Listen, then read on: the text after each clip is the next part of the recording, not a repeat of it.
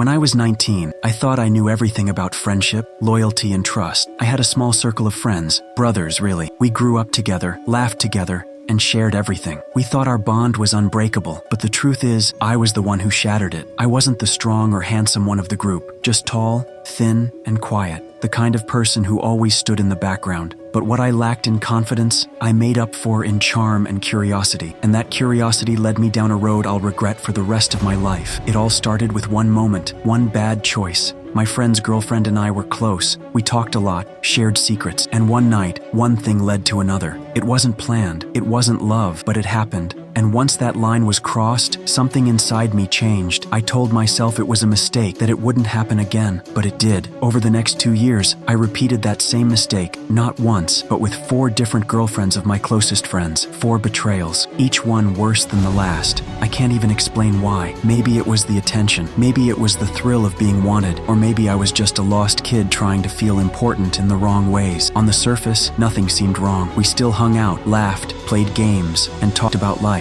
But deep down, every laugh cut deeper, every hug felt heavier. I'd lie awake at night, staring at the ceiling, replaying my mistakes over and over. The guilt was crushing, but instead of facing it, I buried it. And when you bury guilt long enough, it eats you from the inside. Then life moved on. We all went our separate ways. Jobs, relationships, families. Time drifted us apart, but the weight of what I'd done never left. Even in my 30s, I still thought about it. I'd look at myself in the mirror and wonder how I could have been so selfish. It didn't matter that years had passed. The shame was still fresh, like a wound that never healed. One day, I'd had enough. I realized I couldn't keep pretending to be a better man without owning up to my past. So I did something I never thought I'd do. I reached out to one of my old friends and told him the truth, every single detail. I didn't ask for forgiveness. I just wanted to stop living with the lie. He didn't yell, he didn't curse, he just said, "I hope you've changed." And in that moment, I realized I had. I'm not that 19-year-old anymore.